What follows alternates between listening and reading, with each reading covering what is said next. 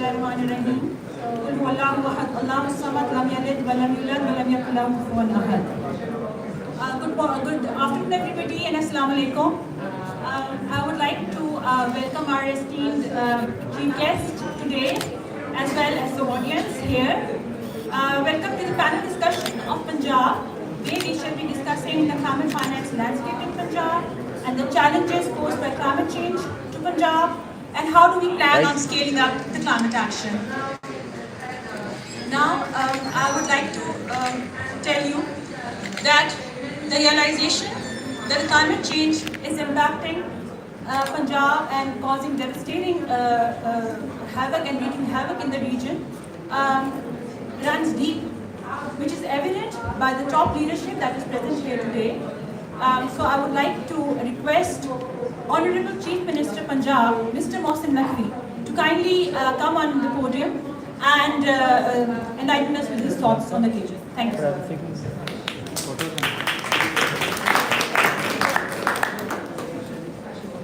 Bismillahirrahmanirrahim. On behalf of Punjab government, I would like to welcome you all to discuss the challenges we have faced regarding climate change in Pakistan, particularly in Punjab province. Pakistan is the 8th most vulnerable country in the world to climate change. We have seen drastic impacts of this in the form of 2022 flooding, where 1/3 of the country was underwater and 33 million people were displaced. Punjab is the highest populated province of Pakistan with a population of 130 million people. It has faced unpredictable weather patterns in recent years. The Punjab government has been making all efforts possible to achieve climate change related targets set under Sustainable Development Goals in its commitment to the international community. We have introduced 6 new laws and policies to reduce plastic pollution and smog. Green technology strategy is also underway. We have also established an environment endowment fund with the seed money of $50 million to encourage green investment in private sector through grants and loans. We are aware of the challenges posed by climate change, and we acknowledge that a lot more needs to be done on our part to adopt fast changing ground realities. However, climate change is a trans-boundary challenge which requires countries to adopt an international and regional approach. For example, the decrease in air quality index due to smog has impacted both Indian and Pakistani Punjab. For proper resolution for the issue, there needs to be a collaborative approach across the border to identify the root causes and to formulate effective strategies to deal with the issue. Climate justice is shared responsibility which demands coordinated efforts from all the nations. Together we must forge a path towards a sustainable future, preserving the beauty of our planet and for the future generations. Thank you.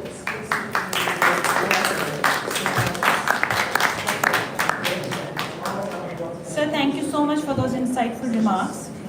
So today's session will mainly be divided into 2 parts. The first session we'll be discussing about the challenges that Punjab faces when we talk about climate change, and the second session we'll be talking about the climate finance landscape and how do we plan on scaling up climate action. So for the first session, I would request our panelist, number 1, Secretary Agriculture, to kindly join us on stage. Nader Chattha sir. I would also like to request Ms. Catherine Wong to join us. She's the UNDP climate change expert.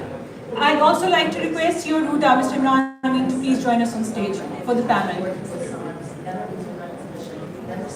And now I'd like to invite Mr. Ali Tauqi, the moderator for this session. He's a climate change expert and a member of the Pakistan Climate Change Council. Mr. Ali the Key, can you please kindly come here?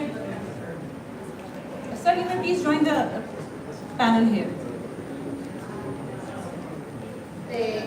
Over to you, sir. Thank you.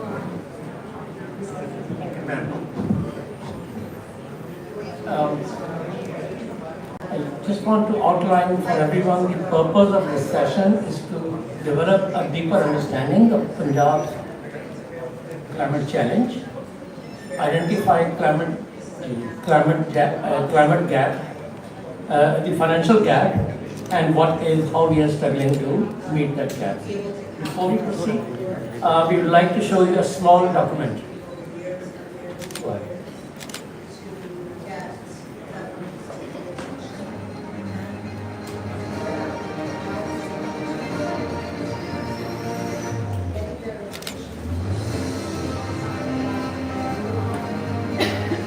Pakistan is responsible for less than 1% of global greenhouse gas emissions, yet it is facing a supersized price for man-made climate change.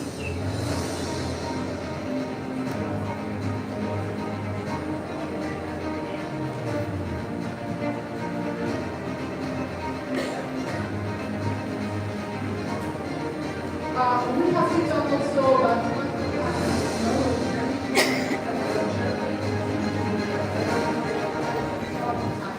Bangladesh and Pakistan have been experiencing unprecedented floods.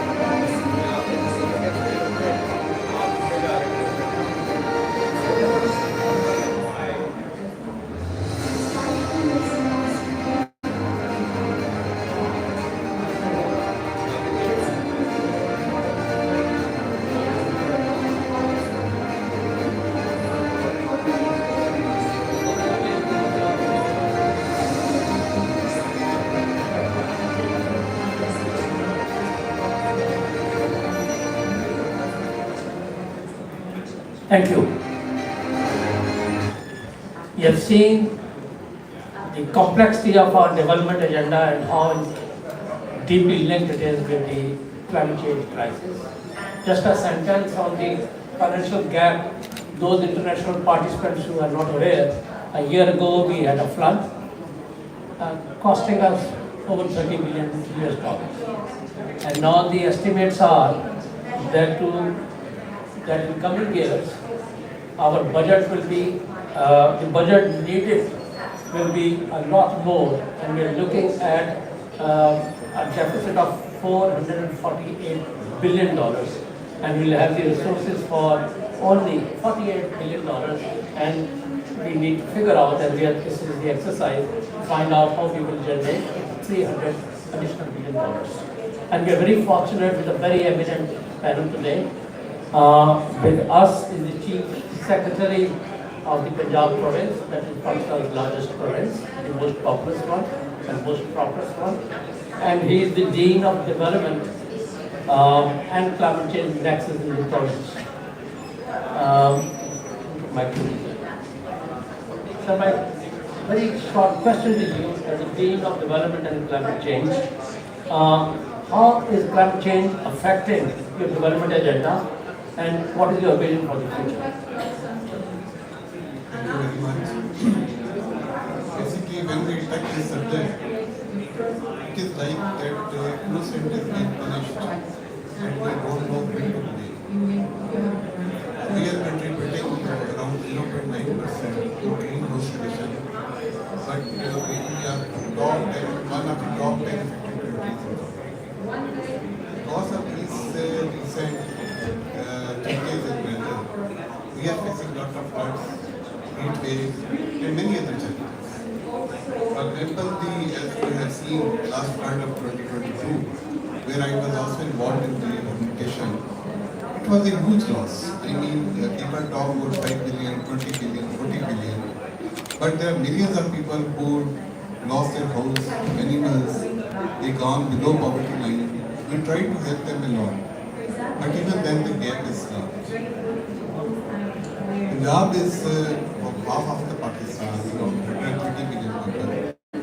In 7 out of 10, most populous cities are in Punjab. So anything that is being happened there, we are the most affected province in the country.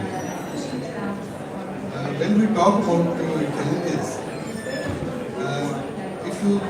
there are numbers, but I just mentioned 2 or 3 which are more important and we are facing at the moment. First is worsening air quality and smoke.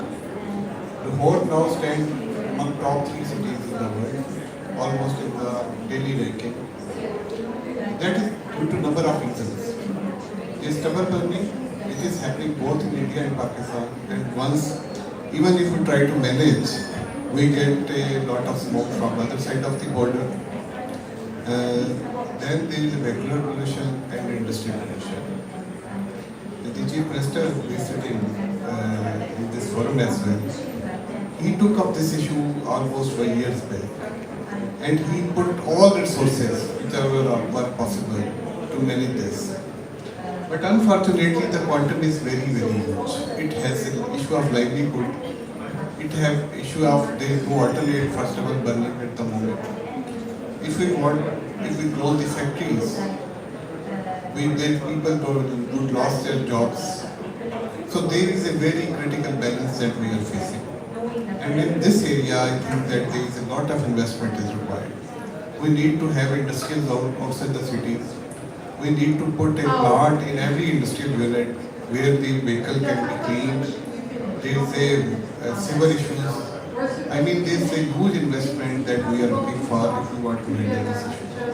And this cannot happen with simple one government approach, or this is a world over, we need support from the whole world. This change in weather is also causing us a lot of difficulties. Last year, the hill torrents of Dera Ghali Khan, I mean, these are just small torrents, but last year, they were bigger than even rivers. There were 300,000 cubics of water passing through small areas. And the speed is so high that they bring devastation to everywhere. Now, again in the river, the floods, both have affected Punjab and Sindh mostly. Now we need some bigger investment, otherwise this will start happening every 2-3 years. And then again the people will go through the same cycle of livelihood loss and all those things.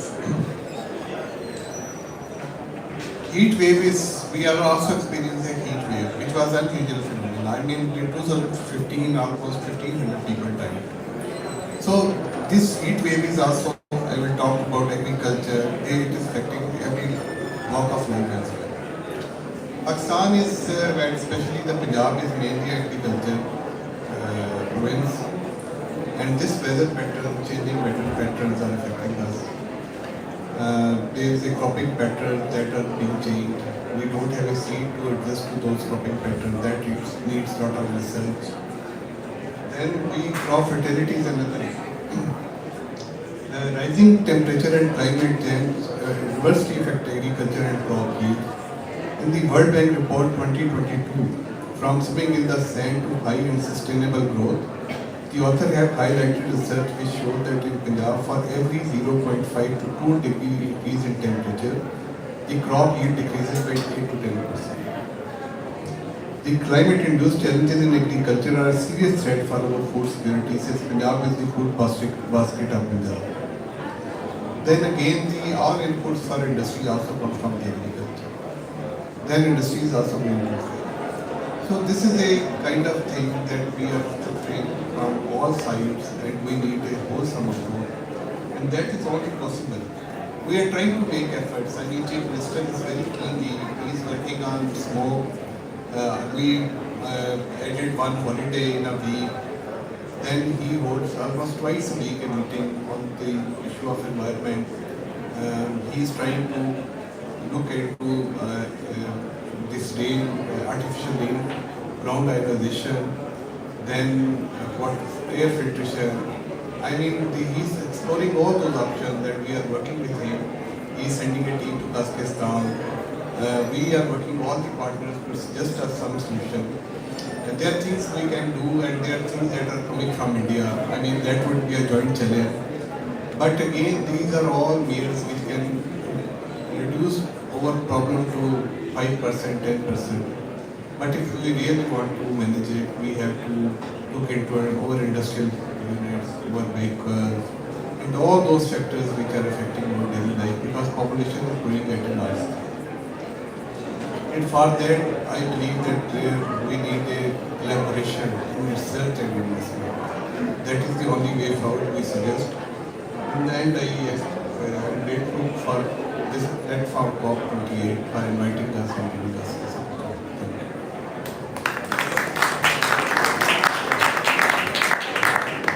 Thank you, sir, for outlining that how climate change has begun to our development growth rate and adversely affecting the lives and quality of life for a large number of people, and both in urban and rural areas. As a Dean of the Development of the Province, you have outlined in a very comprehensive manner. We are very fortunate to also have with us Iftikhar Sahu, who is spearheading this exercise, project by project, ministry by ministry, and department by department. Sir, I wanted to ask you a short question, if I may. That how the development agenda is influenced by climate change again, and what specific measures you are taking and prioritizing to increase resilience in the province. Thank you, Dr. Sir. Before I specifically respond to your questions, let me sensitize you and the distinguished delegates and participants. For Punjab, what is at stake? At stake is the life and livelihood of 30 billion people. So what is at stake in Punjab for climate change challenges is the lives and livelihood of 130 million people living in the province. And just to share with you, this population is double the size of population of the United Kingdom. Climate change, we all know, it's a threat multiplier. It is affecting us in every sector. As mentioned by the Chief Secretary of Punjab, we got a recent study conducted by the World Bank and another research done by the UNDP that if we in Punjab don't really come up with an action plan to handle the climate change, we are going to lose up to 15% of our GDP by the year 2050. And by our current GDP estimation, it's a staggering figure of 13 billion US dollars. So as a head of planning and development in the province, the biggest challenge for me is to mainstream the climate financing in every aspect of development planning and the public investment choices that we make. We cannot see the climate finance and the issues of the environmental challenges that we face in sectors like agriculture, urban transport, energy, in silo. Planning paradigm of Punjab, we have started tagging our public investment vis-a-vis the climate change, whether it's the resilience, it's the adaptation, it's the mitigation. We are in a way investing in agriculture, in urban planning, the climate smart infrastructure, and very important, one aspect that I would like to focus on, transition to clean energy. Since Pakistan is a signatory and we've committed greenhouse gas emission reduction of 50% Punjab being the largest province has to be cognizant to play its role and contribute toward the national commitment. So in terms of transition to cleaner energy, we have the immense potential of solar, renewable energy, wind, hydro. We are also doing some demand side management, it's the energy conservation. We are bringing solarization in all our government infrastructure, mapping the renewable energy potential of the province. So there are a number of responses that are coming up. We are trying to mainstream the agenda. It's also important to share with you that under the leadership of Chief Minister Punjab, we have done some new initiative in terms of legislative and policy instrument done this year. Like approval of the first clean air policy, coming up with the urban pollution and air quality management plan. We have been reaching out to different development partners. Some of the representatives are here to work with us and to help us in terms of building the capacity development of various departments to handle the climate change challenges. There is a host of actions being undertaken, but I think much more needs to be done, and that is the main purpose of coming to this global forum for a handshake with the international community in our endeavors, in our ambitions to handle the climate change challenges for the province of Punjab.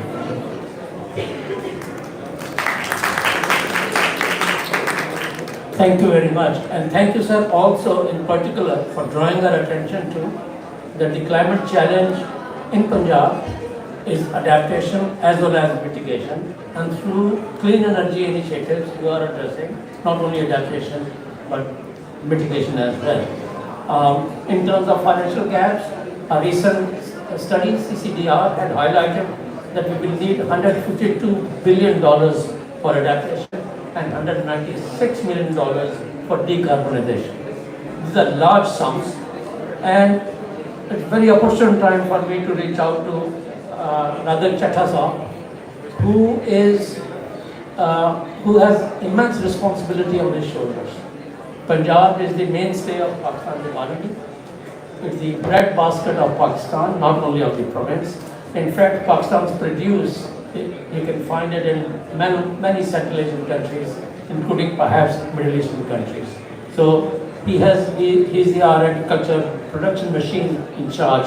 So if I may ask you that how climate change has made provincial economy more vulnerable, and how specifically you are trying to address that risk in various complex aspects of agriculture. Thank you, Kabir Saab, so kind of you for asking this question. First and foremost, let me say on the outset that Punjab produces about 60% of the national agriculture output, which means 75% of wheat, 60% of rice, 97% of citrus, and 95% of vegetables. And we not only cater for the entire population of Punjab, but we also supply agriculture goods and products to the rest of the province. And being a responsible neighbor, our products also go to Afghanistan, Iran, and Central Asia. And so, as Secretary of Agriculture, I'm not just supposed to look at what is going on in Punjab, but how Punjab becomes a regional economic hub, and how Punjab, in the future coming years, keep feeding the adjoining regions. Now, with climate change challenges, first and foremost is the unpredictable weather conditions. One year we have more rains, the next year we have no rains, or we have less rains. Now, all this leads to less crop yield. Crop yield hovers between, from 1 year, it comes down to 20%, the next year it might climb up another 20%. The second challenge, it's an age-old practice, but now we are really facing the brunt, and that is in the way of smog, because farmers find it more convenient and economic to burn their crop residue rather than putting that to good use, and good use means either as organic fertilizer or for energy generation. So farmers simply burn the crop residue, and most of that is the rice straw burning. Now that leads to so much air pollution, smog in major metropolis, that in this year, in this season, Lahore, Multan was ranking in the top 10 high AQI index cities in the world. Now the double-edged sword is that if you prevent them physically from burning, we will not have the next wheat crop. And we need the wheat crop to feed not just Punjab's population, but the rest of the region's population. The third most significant impact is the water shortage. By water shortage, what I'm saying is that Punjab receives its 56 million acre water from the Indus River system, which means that there are three ranges in the north of Pakistan: the Karakoram range, the Himalayan region, and the Hindu Kush range. And we have one of the world's magnificent glaciers. These glaciers are melting fast at a rate of 2-3% every year, and it is expected that by the end of this century we will lose about 60% of our glacial mass. Now this means a reduction of crop water availability by around 20 to 25%, and farmers turn towards pumping subsurface water through use of tube wells. Now there are about 1.2 million tube wells in Punjab, and the 12% shortage of water from the Indus Basin River system is met through water pumping. Now that too also is environmentally really damaging. So this is my response to what the question. I hope it serves the purpose for now. Thank you, sir. Well, my next panelist is Kathleen Bond. Kathleen is UNDP's Global Team Leader for Climate and Security Risk. And ma'am, before I ask the question, I just want to ask all to know, our next door neighbor is France, and like Paris Agreement, you can't hear them very clearly. They are very conflicting sounds and voices. Question, ma'am, that I want to ask. You have heard from us the complexity of this agenda, evolving and compounding and incorporating. You heard our Chief Minister say that we want a just transition. We don't want the conflicts to be accentuated by the seriousness of climate change in the area. I wanted to ask you how your portfolio and the UNDP in general is a more active partner in the provincial development agenda. Thank you so much. Thank you so much for the question. I'm really honoured to be able to speak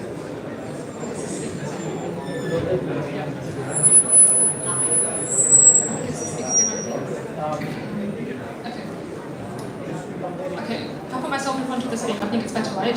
Okay, so I'll go slightly in this direction. But really a pleasure to join the panel today. I think a lot of excellent points were raised already, and one of the more exciting developments that we've seen here at COP over the last couple of days has been the endorsement by more than 120 countries of the climate change and health declaration that's been led by the UAE, and some new commitments, $300 million by the Global Fund, another $100 million by Rockefeller Foundation, and $50 million by the UK to tackle climate and health interconnections. And this is really important. You know, if you look at the latest IPCC report, for example, it shows that 150 million deaths will be avoided by the turn of the century if we get to net zero as soon as possible. And so we have co-benefits of health that are related to climate change. And so, as mentioned by Excellency and panelists earlier, there's definitely a win-win agenda that we're pursuing here in terms of climate, in terms of air pollution, and related implications for health as well. In the case of Pakistan, you know, I was fascinated to read, and you know, these are well-known figures, but we're looking at about 22,000 deaths per year due to outdoor pollution, right? And another 28,000 deaths due to indoor pollution, and some 40 million cases of acute respiratory infection each year. So these are not small numbers, and they have impacts on broader economic development, right? We're looking at the number of work days lost per year as well, which ends up in the tens of thousands here. So I think critical risks that we can address for health, for lives and livelihoods, again, by delivering on ambitious commitments that were mentioned under the Paris Agreement by Ali just now. The second point that I think is important here as well is the broader impacts, again, of food insecurity, of found crops, of climate disasters and displacement. And we're talking 8 million people in 1 year. This is actually something that we're seeing across our portfolio as UNDP, right? And more broadly, the UN system and the international community. Each year, displacement by climate-related natural resources outpaces displacement by conflict every single year. And only last year was that gap narrowed due to the war in Ukraine. But there are some very serious challenges again moving forward by not getting to net zero. And if you look at the World Bank's groundswell report, for example, it estimates something like 200 million people displaced within their own countries due to climate change by 2050. UNHCR puts a much higher figure of north of 1 billion people who will be displaced as well. So I think we need to think about what those impacts are, what they mean for social cohesion, what they mean for rural to urban migration flows, for example, and then also just in the context of broader disaster response efforts as well, and being able to make sure that we are protecting those who are on the move and the most vulnerable in any different context in the immediate aftermath of climate-induced disasters. And then I think the other figure that the other report was really important that came out the day of the first day of COP was the WMO report, right? Because we're finally this year broke through that 1.5 degree barrier for the first time. And what did the report say? I mean, very shocking to me. We see figures like this all the time, but the hottest year on record. If we look at the last 9 years, the 9 hottest years that we have known, highest levels of GHG emissions that we have seen so far, lowest levels of sea ice, highest levels of sea level rise as well. And the Secretary General of WMO describes this as a cacophony of broken records. So if we're looking in terms of what the challenges are, they're immense. But there are so many opportunities here as well, and so many different sustainable development goals that we can advance achievement against by making sure that we deliver on climate in tandem with development.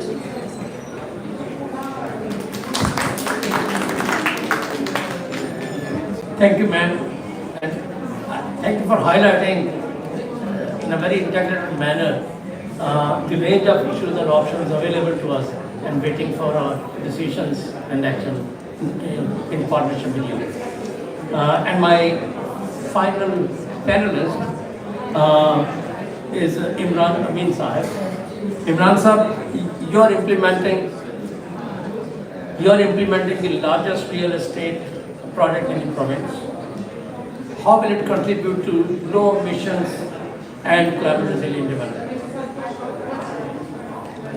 Thank you very much, Dr. Saab, for giving me this opportunity to present my views on the real estate development that we're doing in Punjab, especially in the wake of the climate change challenges that we face now. As my colleagues have already mentioned, the policy measures that Punjab has taken for the climate change and the measures that we use to mitigate it. We are now rethinking of our master planning and urban strategies that were earlier proposed for these developments.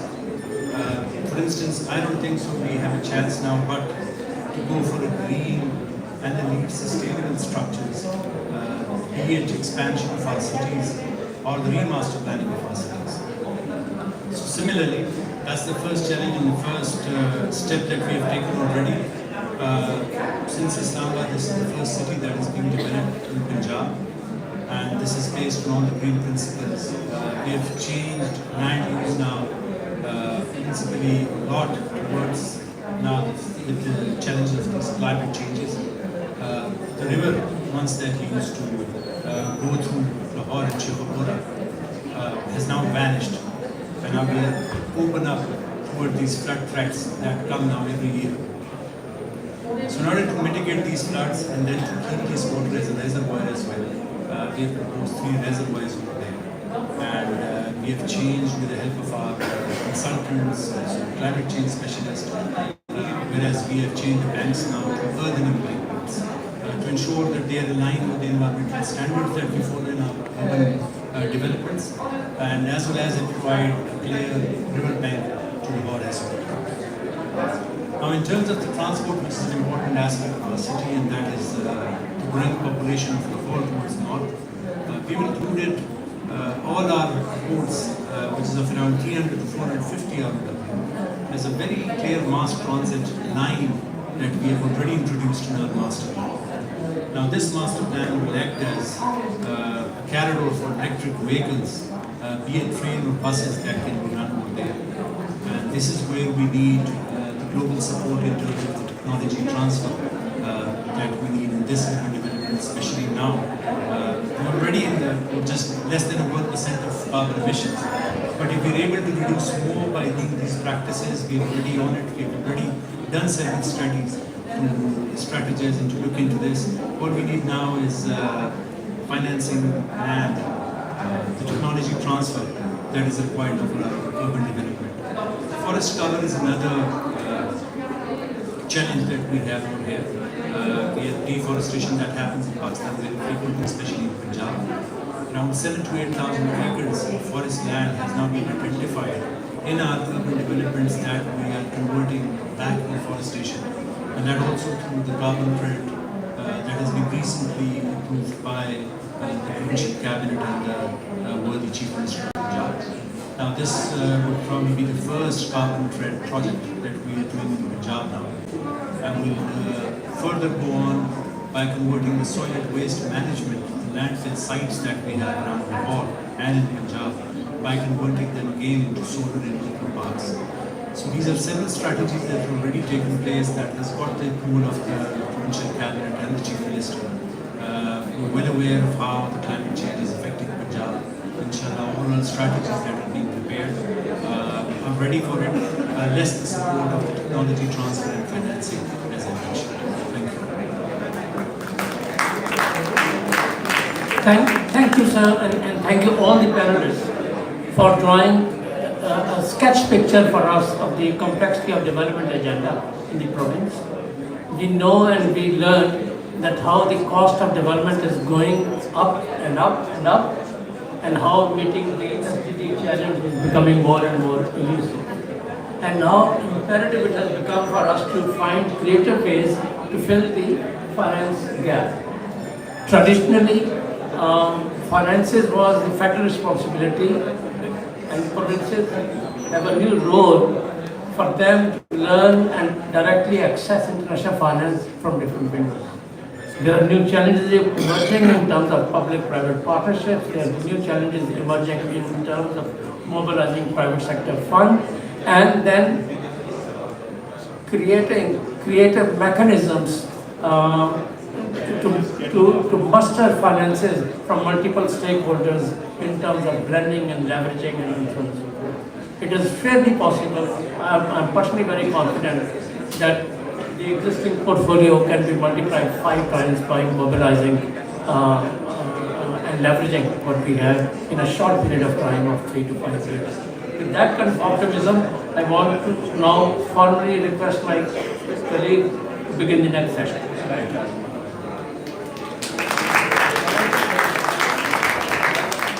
Sir Ali Toki, thank you so much for the session. Now, I would request our next, thank you Ms. Catherine Wong for your valuable contributions. I would also like to thank the Secretary of Agriculture, NCO Ruda, and the Chief Secretary Punjab for his valuable contributions. Sir, if you may please take the seat and start the next session. So we were discussing the challenges posed to Punjab by climate change, and now comes the actual challenge. The actual challenge is identifying the financial gaps and scaling up climate action. For this, we welcome our panelist, Ms. Deena Umali. Ms. Deena Umali is South Asia Regional Director for Sustainable Development at the World Bank. We'd like to welcome our Secretary Environment, Mr. Rashkumar Rahman. And now our moderator, Dr. Raj Chaudhary, who's a professor at the Said Business School, Oxford. Abrar Saab specializes in areas of climate action, climate finance, and sustainable development. Over to you, sir.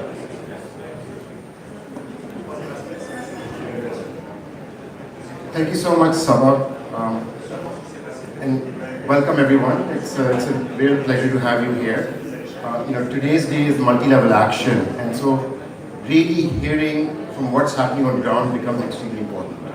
A lot of times when we look at climate policy, we look at climate action, we're looking at this big picture approach, but really where the action happens is on ground. So it's so wonderful to have an esteemed panel that can really talk about what are we seeing from ground.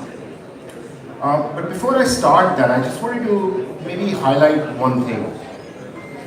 Like in 2010, Pakistan experienced massive flooding, and 1/5 of the country was underwater. And really that's where my climate journey also started, because I wasn't in climate, but I was very curious. So I went around, I went to experts, I went to policymakers, I went to funders, and I asked them this question. I said, what happened? Why did these floods come in? We have a huge country, 1/5 is underwater, and you're saying there's a $10 billion loss.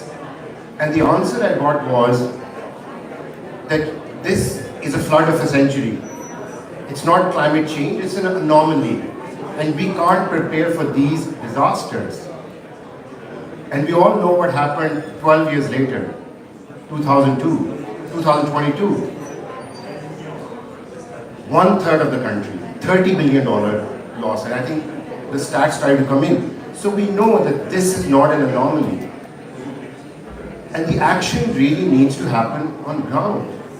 That's where the populations are, that's where people are.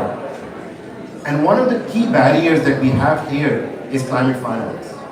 Because we talk about programs, we talk about projects, but the question is, where will the money come from? So what we've seen at this COP so far is that, it's safe to say it's a COP of finance. In the first 4 days, we've had commitments of $58 billion, and that's unprecedented. And that's just the 4 days. So I'm sure in the next 4 days or 5 days, if we update within the 6 days, if we update this number will go up. So the question here right now for our panelists, for everyone here is, it's not about finance, but how will our work, how will our projects meet that finance too? It's not about we need money. What are the steps that we will take to move towards that finance? So I think that's the line of questioning I want to start. You've done very well to highlight the challenges that we have in Punjab, the enormity of Punjab, the significance of Punjab. I think we have to really recognize that Punjab is critical not just for Pakistan, but for the entire world. On day 2, we had this project on Living Indus, which was like, if the Indus dies, it represents 200 million people. It's the entire economy, it's the entire civilization. So really we want to see what needs to happen on ground. So on that note, I wanted to start with the chairman planning and really understand. You already started to mention that climate is impacting 15% of our GDP, and you're also talking about this $50 million fund, but could you maybe elaborate and go deeper into what are the specific steps that Punjab is taking when it comes to accessing international finance, but also opportunities of accessing local finance? Thank you, Brasab. You very elaborately captured the essence of our discussion, and we have seen and we have heard about the situation on ground, the challenges, the implications for the climate change in Punjab. But coming to the real part of our today's session, the financing needs, gaps, and how to reach out to those financing platforms. As the Chairman of Planning and Development of Punjab, my biggest responsibility as well as my biggest challenge is to manage the finances for the development of the project.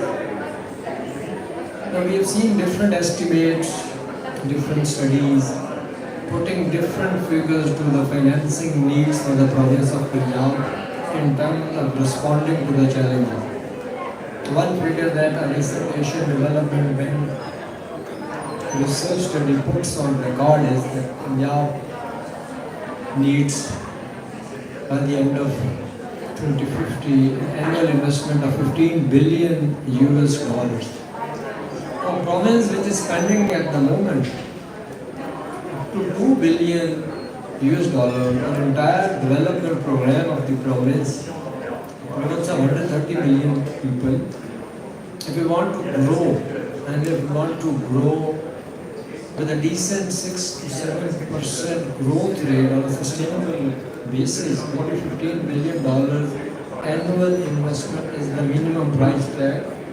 And if we compare it with our current resource base of the Punjab, so for me, as the head of planning, the biggest worry is that we have to make very difficult choices for our investment option. We need to invest in agriculture as related, it's the breadbasket, it's the backbone of the economy of the province as well as the Punjab. Our urban centers, and mind you, we are the most rapidly urbanizing region in the South Asia. So we need to build a decent urban resilient infrastructure in our urban cities.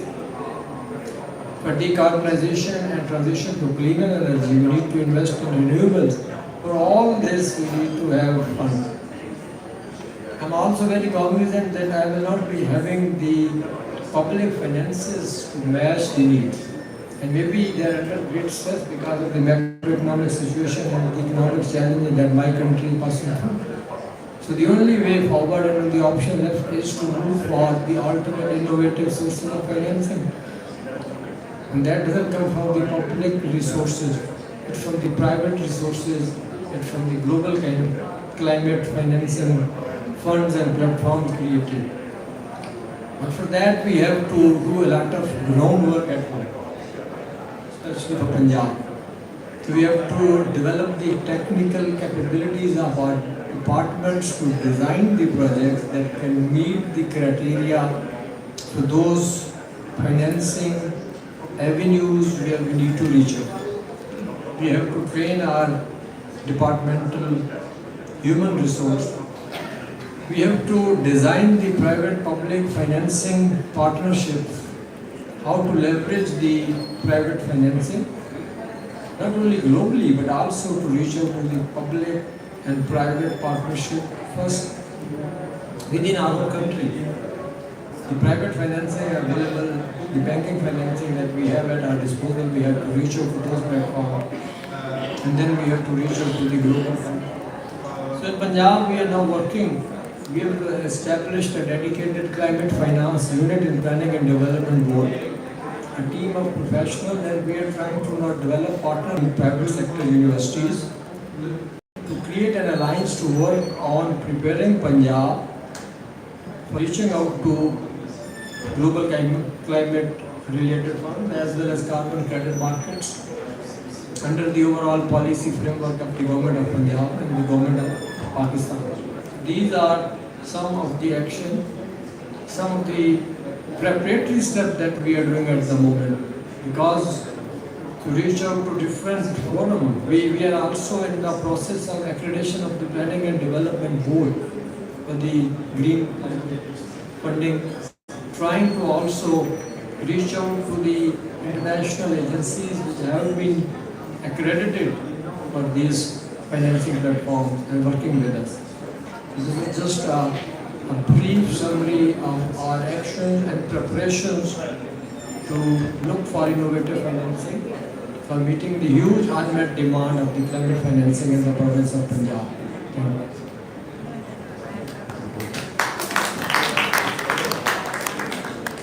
So thank you so much. And actually the figure that you mentioned, like that our budget is $2 billion as opposed to a cost of $15 billion cost, is like alarm. Like when you think of that scale and that gap, you start to recognize that, in order for us to develop, we need funding, because if we continue to develop and on the other side, there's a damage cost. It takes away all the development effort. So how do we create that sustainable development plan? I will come back to you on the finance unit because I think that's a really important point. But I did want to touch on one more point that you mentioned, and I think that's also globally. What we're seeing is that grant money is drying up. Concessional loan money is also drying up, and maybe I'll check with Dina on that. But the reason is because the scale of the challenge is growing. So Pakistan is not alone in this climate challenge, right? When we go out, if we just walk across in the next pavilion, they'll probably talk about similar number or maybe even more number. So we recognize that collectively it's a big problem. And so where will the money come from? And I think you started on that, and I think that's a really important point. It's the private sector. I think even at the COP Secretariat, the bulk of the $58 billion that were announced, 30 billion is from the private sector. So the government is asking UAE private sectors to come and step up and saying you are causing the problem, you have to be part of the solution. So I think sometimes it's unfair that we expect the Punjab department or a government department to bear the cost where the cause is coming from somewhere else. So it's all about engaging, it's all about being good citizens and corporate citizens. But what the government can start to do is say, okay, I have $200 million, how do I convert it into $2 billion? Where will the rest will come in? We will give you all the enabling environment, but you have to bring in that money. Maybe I'll jump to Rina and I will come to you also because I want to know a little bit more on the adaptation and mitigation side. But I know that the World Bank has been instrumental in supporting Pakistan. It has an ongoing project going as well for I think it's $273 million, right, for the Green Land project. What is your view? I know you're doing a lot, but what more can World Bank do, and how can it be much more specific to plug that gap? Thank you very much for that question. First, I would also like to thank the Government of Punjab for inviting me to this panel. I think, like you said, the need for climate finance is going to be large. And I think the question for the Government of Punjab is how can we access all the various climate finance funds that are out there. And I was very happy to hear that we're already in the province talking about expanding forestry, greening buildings, talking about more resilient agriculture. I think these are very important untapped opportunities. Just for the example of agriculture, Punjab is I think one of the bread baskets of the country, but also the world.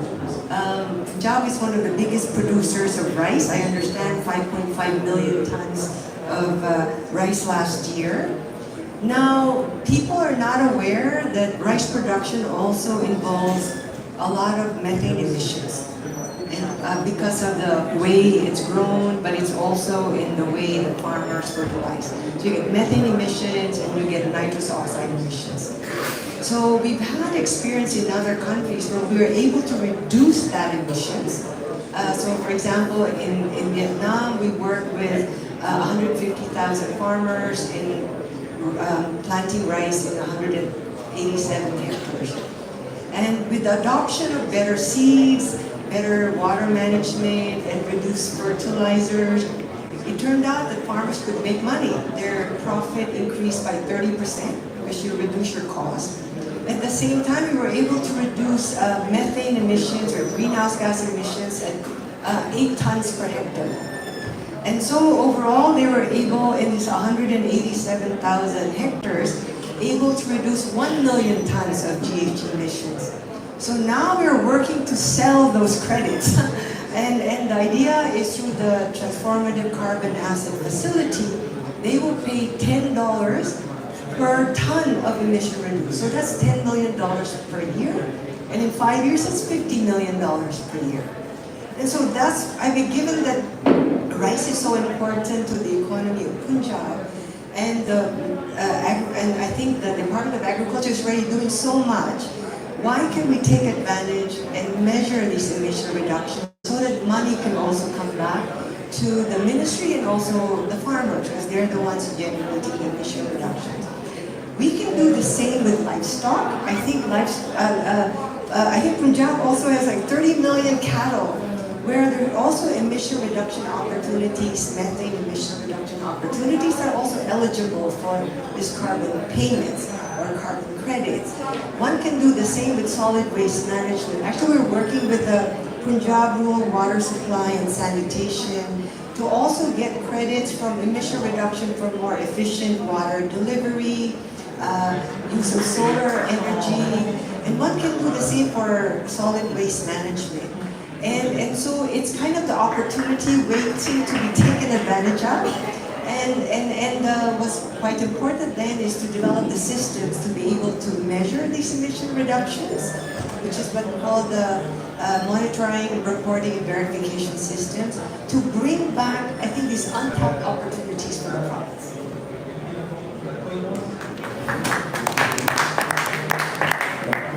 Thank you so much, Dean. And I think it's so important to learn, what is, because we traditionally look at loans or grants or equity, but it's really important to know like what are other innovative mechanisms and getting some of these credits. Like I didn't know about the methane credits and the funding that's available, and I think that's something that I can very well imagine that a finance unit in P&D could build that out very quickly, and with the right linkages with the right experts. So I think getting that technical expertise and all the good work that the World Bank is doing, or the multilaterals are doing, getting that information is extremely important. Let me jump to our Secretary Environment, Rashid. We started to talk about, when we talk about climate, I think often it's about this mitigation or adaptation, and we combine all these things together. But we also know the stats that there's very little money that comes in adaptation. Most of the conversation here is also about mitigation or carbon or clean energy. And I know that's important for Pakistan as a country, but the real challenge, the real approach is how do we get more funding for adaptation, the challenge that we're already facing. So I just want to know from the Environment Department, how do you see both mitigation and adaptation playing a role, and what are the efforts you want to make, or what are the priorities for the department itself on this space? Very rightly put. I think when you are ranking at 8th in the world, which are hit by the climate, and you ought to have certain steps that you're taking yourself or with the help of others, and then the adaptation and mitigation both come into play. But for Pakistan, which is affected by whose GDP is affected 14.6% by air pollution, by flooding, and by rising temperatures. And later on, when you see that there are other issues that are affecting it, so if you are like 20% of GDP is marred by other sections, these things, if 20% of your GDP is affected by these things, you ought to go into adaptation mode and also the mitigation mode as well. So Punjab as a province acknowledges the National Adaptation Plan, and we are working on various regions at the governance, at the technical, and at the financial level, as the Chairman PND pointed out. At the governance level, we see that earlier the climate change was not even at the provincial level, and it has been now, Environment Protection Department has now been tasked with the duty of climate change as well. And also the project that Madam talked about, the World Bank, the Green Development Program, we are going to have 3 autonomous bodies in the Environment Department. They will be dealing with environment monitoring, environment technical, and environment policy making. So this way we will be able to help ourselves more by having these adaptive technologies. Furthermore, when you talk of disaster, we have the multi-hazard vulnerability risk assessment of 20 villages of this province. So that helps a lot when you are met with the disaster, and then you don't have to think again where you are coming in from. And similarly, when you talk of other things where agriculture is involved, you have to go into certain technical and smart agriculture techniques where you come in. Madam was talking about the methane that is coming from paddy fields cultivation, and Dr. Ajay Banga, who is the head of the World Bank, talked on the 1st of December of this COP28. We are facing the challenge of methane then, and after when it is done, it is cultivated, again we are burning it. So our problem is, like in duplicate. Even when you have cut the product, it even is coming as a menace to us. And when you talk about the mitigation techniques and adaptation, at the technical level, you ought to have it for your different industries and sectors, like the clean air water policy that we have. Then we have the smog group. Recently, we are facing the brunt of the smog, and all of our departments are taking cognizance of that. And the nitric oxide, the sulfur dioxides, the aerosols, so much come into play that you have to have this adaptive and mitigation as well. Certainly adaptation takes the foremost part, but mitigation is also there. We ought to equip ourselves with certain technologies, certain ways where we can mitigate, and we are very much signatories of the global methane which was in the COP26, and we are also going to reduce the GHG emissions by 30%. We have to be looking for that, and we are also to up the use of resources that are reusable by 60%. And then the electrical vehicles, we have to up the ante for that as well by like 30% till 2030. So these are the various steps that both go hand in hand in the adaptation as well as in the mitigation.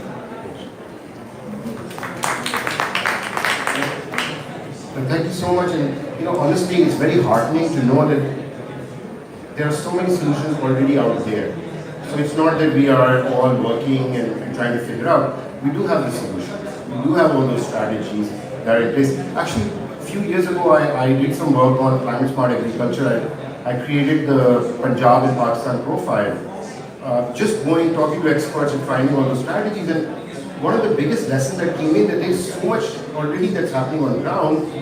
Now the next question is, how do we build the right financing structure, the right policy, and the right stakeholder to take the good things forward and stop the things that shouldn't be happening. But the things are already happening, strategies are happening, and I think sometimes we underestimate the amount of work that happens.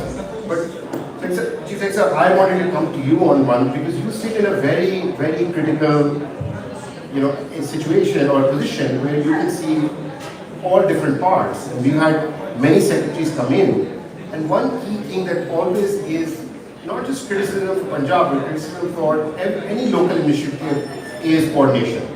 That yes, we hear all these wonderful things from all these different people, but we often lack coordination. And as I said, it's not just Punjab, it's across the world.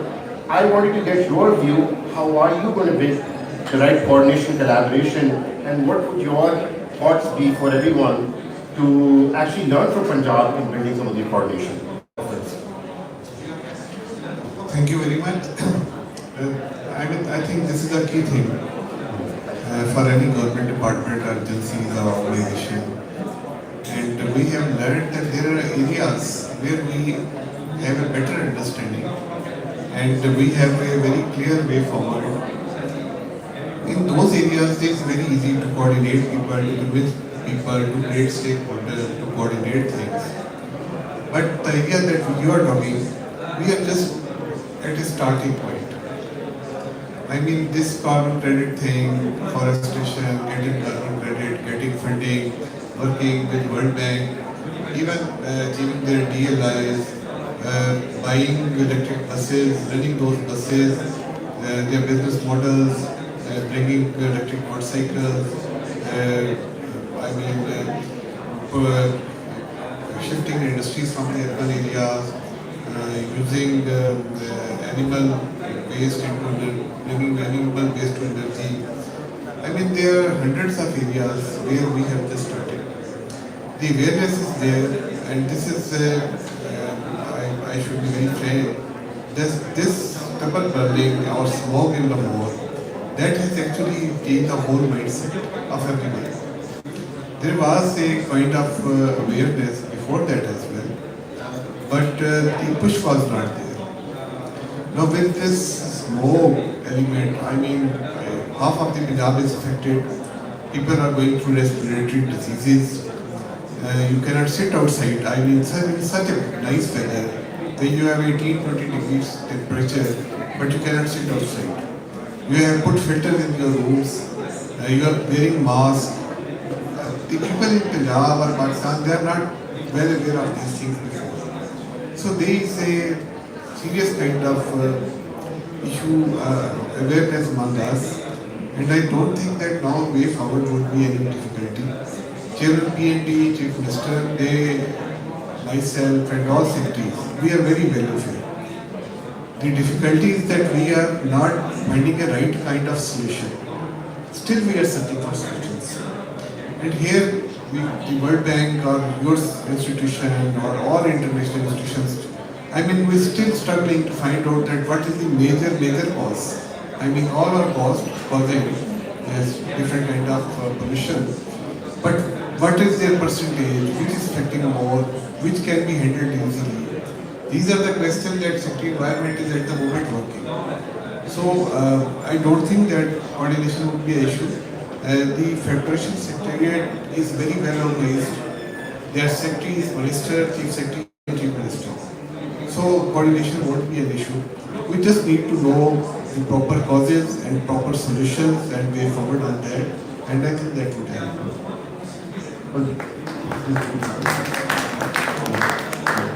Thank you so much, and you have a very valid point that understandably you don't measure, you can't act on it, and I think having evidence-based decision making becomes extremely important.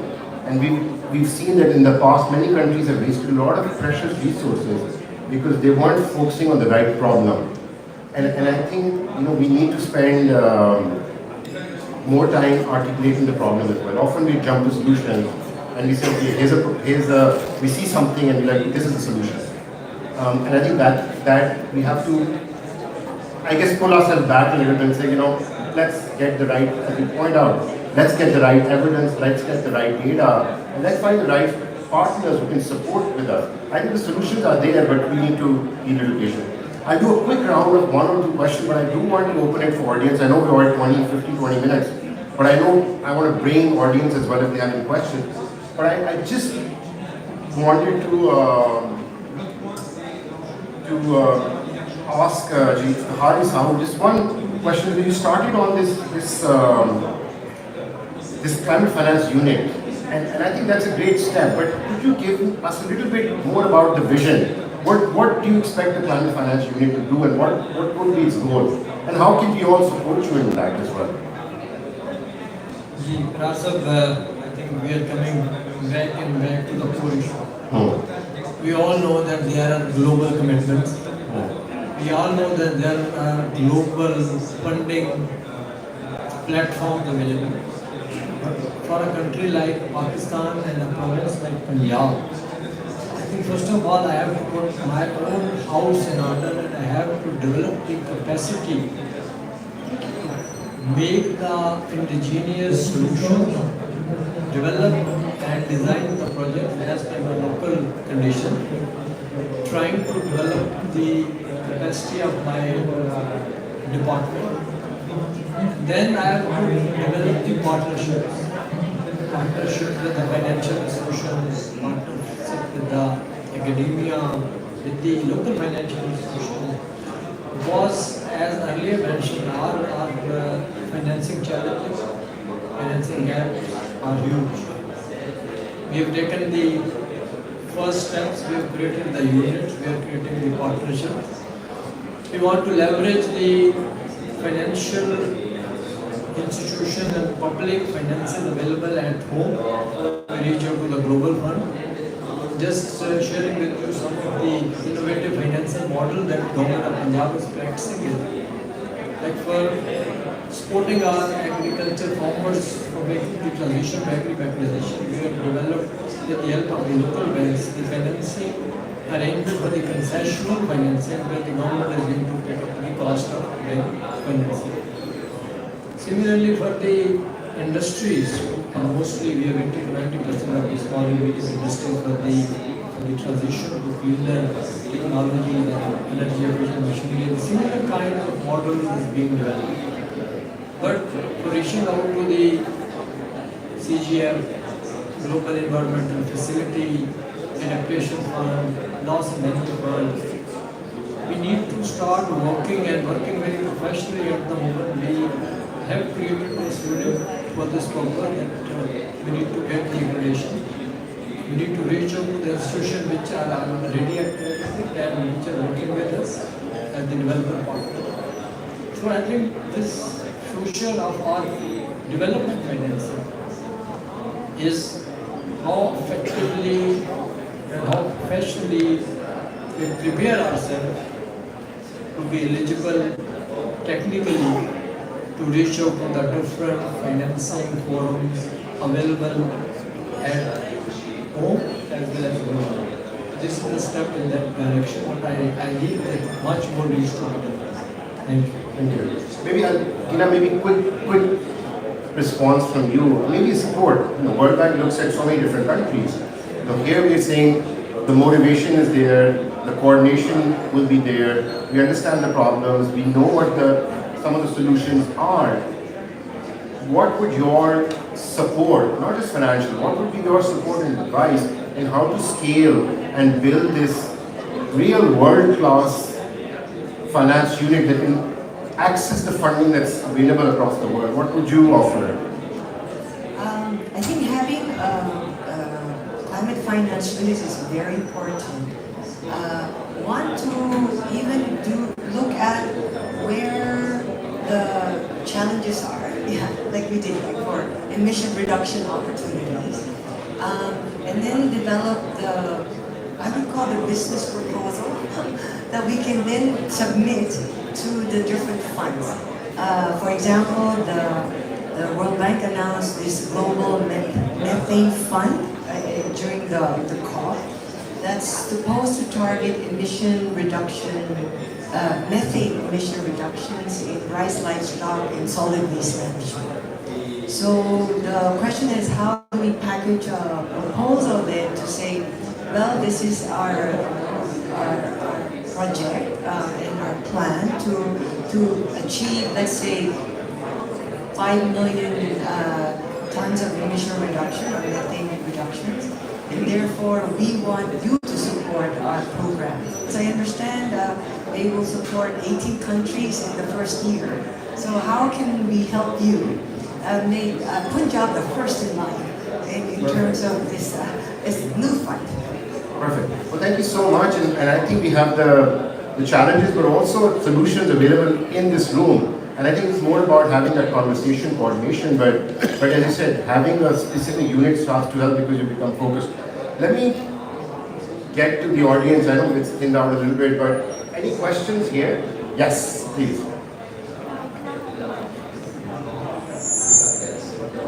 Thank you. Thanks for all the distinguished speakers. This is Team here maybe. So this is Team Wang from UN Women China Office, UN Women China Office, Gender and Climate Change Program Officer. So very honored to be here today. I do have two big reflections I want to share. So first, for the finance, it's global consensus that we need to increase the volume of climate finance. But what I also want to say here is that we have to think about the leaving the one behind principle, and we need to have a clear monitoring mechanism for this climate finance, whether it is benefiting the vulnerable groups, including women, including rural women, which is a majority part of the population of Punjab in the agriculture sector. So that is that we cannot really neglect from that.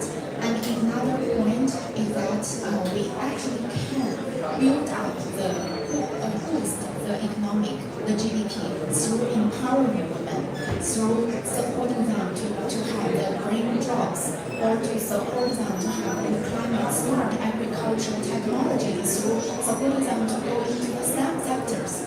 So there is a big chance that we can have developing economy through supporting women, especially through rural women, like perfectly feeling well in the present situation. So I'm here to speak on myself, but also speak on behalf of my Pakistan office colleagues who unfortunately could not be here today. And we have been closely collaborate since the past many years. And in my project, I've already supported rural women in China to access climate smart agriculture technology as well as solar energy right now. So I'm more than happy to keep the conversation, and I'm happy to say on behalf of my Pakistan colleague to if you need any technical support, we are happy to collaborate. Thank you, sir.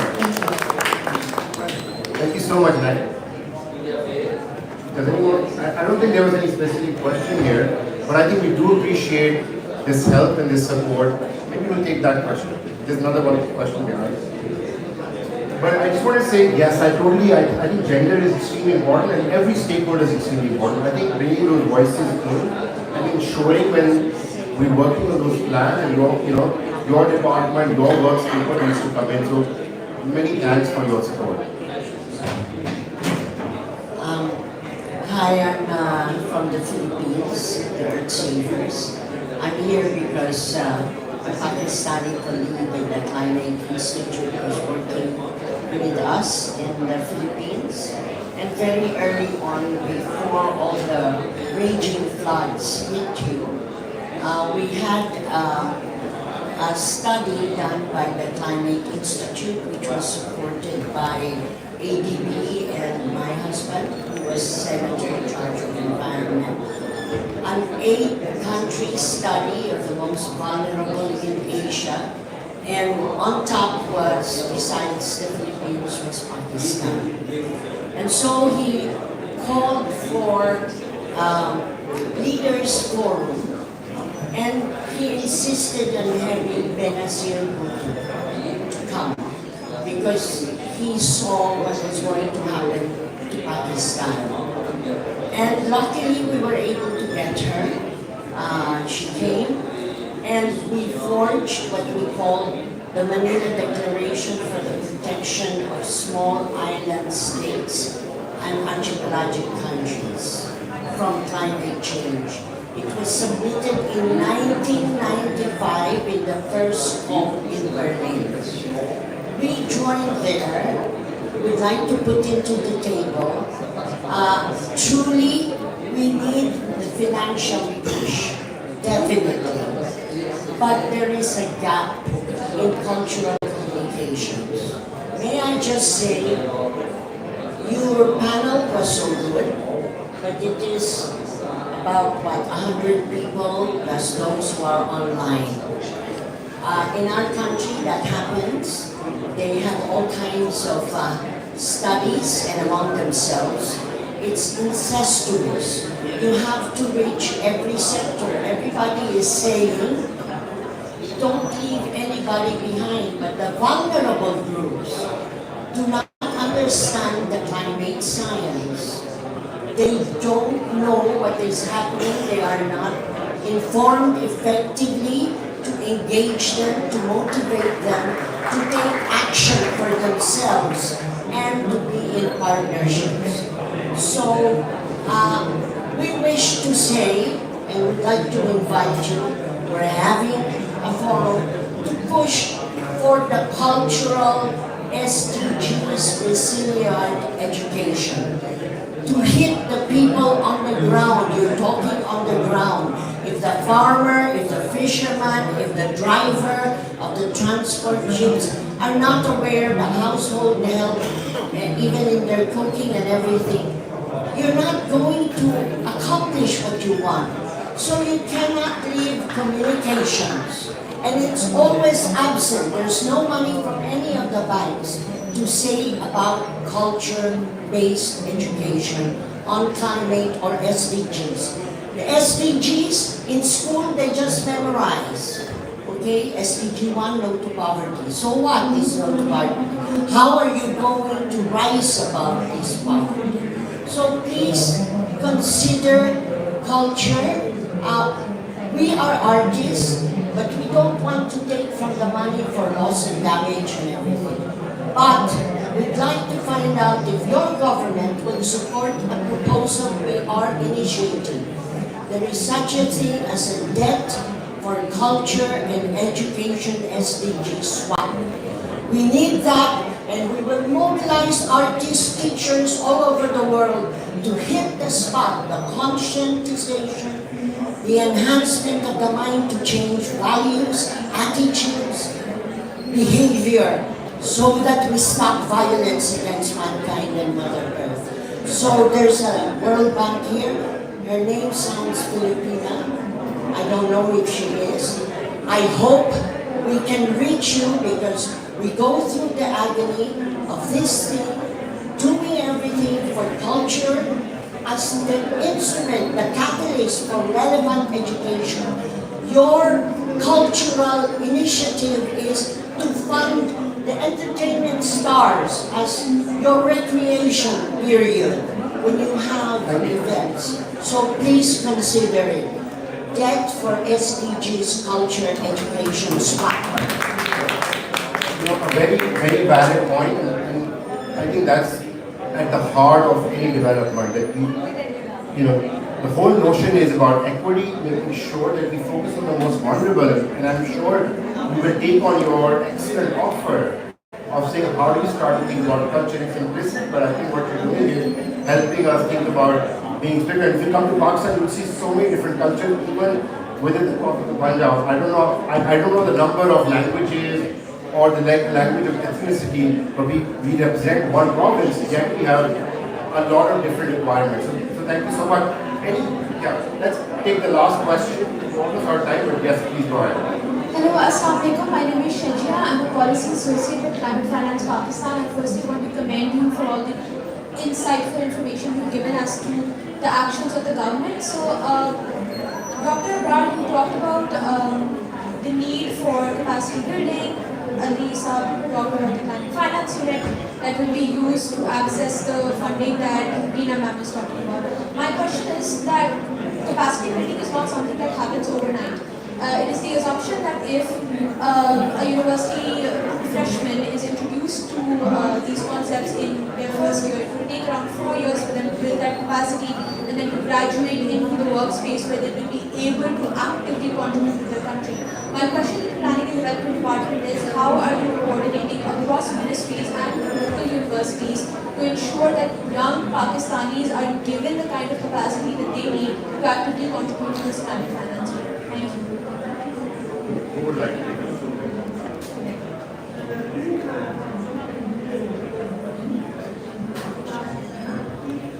Thank you so much. You have raised a very important question, and I totally agree that capacity development, although it's a major issue and state and it cannot be created, addressed or done overnight by a single department, creating some administrative units or some departmental organization within the government sector. It needs to have not only whole of the government approach, but we need to integrate it with the public sector, private sector, academia. I already mentioned in my talk that we are now working very closely with the leading universities, with the financial institutions, with the private sector, experts, NGOs. We want to be a very collective and holistic approach, because this is not hiring a few experts, putting them in our unit, in a department, and then we claim that we have created a capacity to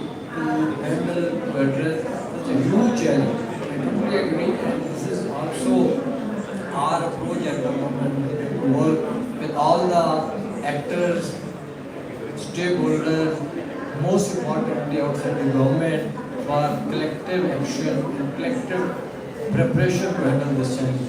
And my just one response to the observation raised by the two distinguished ladies, the key theme was no one should be left behind. I think that is the major agenda of this forum. that globally no country, no vulnerable country should be left behind. Within a country, no vulnerable region should be left behind. Within a region, no vulnerable community should be left behind. So I think it is the way forward, and my important comment from this forum and COP can be the best forum in the now to build the partnerships. I think there is a lot of commitments. Those commitments have to be transformed into disbursements. The intention have to be transformed into actions. We have to see a very result-oriented action plan by the global community to come forward and help the vulnerable communities to meet the rising cost of their response, their actions to the challenges of climate change.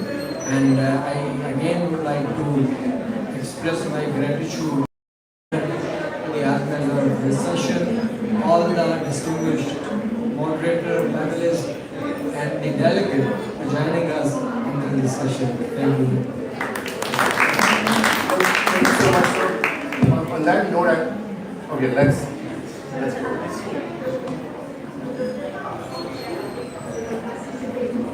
Thank you. After 3 female questions, probably 1 male question. Fair enough. My name is Nasir Khattan from the Climate Institute, and Cecil mentioned. I've been working on climate change for 37 years. This is my 20th COP. So a lot of talk has gone into the process. A lot of progress has been made, not enough. Right? We'll see the results. But I want to, we are also working on electrification of transport sector, which I wanted to mention. You mentioned clean energy, so I want to just ask a brief question to children planning. Because the electrification of transport, for example, in the case of Pakistan, is one of those solutions where a lot can be achieved when you reduce emissions, air pollution, smog, maybe create jobs, also reduce dependence on imported oil. So how can you accelerate, for example, can you phase out the gas shuttles in a certain number of years? Is there any financing available for people to buy electric rickshaws or scooters or electric cars to make, reduce some duties? So those are low-hanging fruit. Very little effort, a lot can be achieved, especially because it's commercially viable. It's 1/3 or 1/4 the cost dollar per mile or rupee per kilometer when you are driving electric. So it's a win-win all the way around. So what are you doing to sort of expedite that process and finance?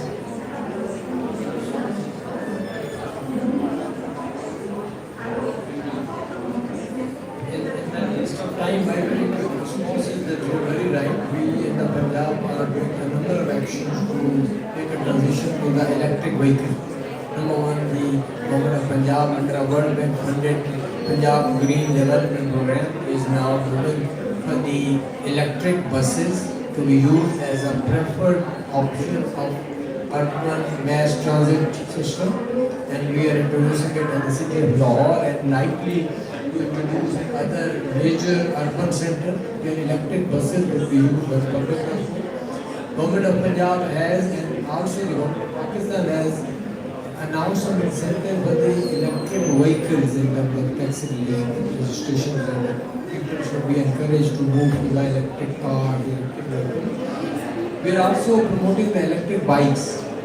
So the Punjab government has put a ban on purchase of the petrol bikes, and all the procurement will be made in future for the electric bikes. That would also incentivize the production of electric bikes within the country.